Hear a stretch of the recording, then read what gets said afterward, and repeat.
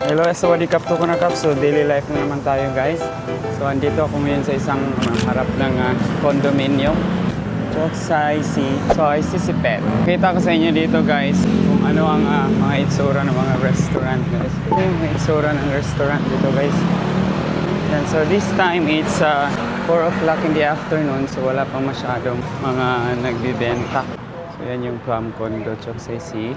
So, ganito yung mga itsura ng restaurant dito guys. Meron silang kanya-kanyang estilo, no? So, anong restaurant ito? Chinese restaurant? O, yan. Ganda. So, ito naman mga bilihan ng hardware.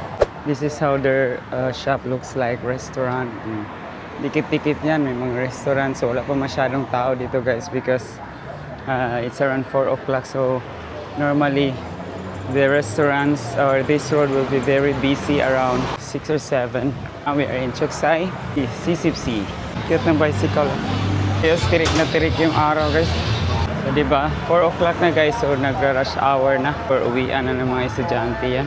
Ang daming bilihan dito sa Choksai Sea guys, kasi itong Choksai Sea parang very busy to na malaki to na lugar.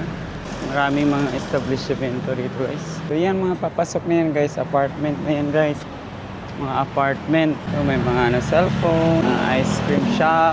So kung titira ka sa mga ganitong lugar guys, so medyo mahal talaga yung mga apartment. So we are here at Choksai Sea, Sisipet. So meron din mga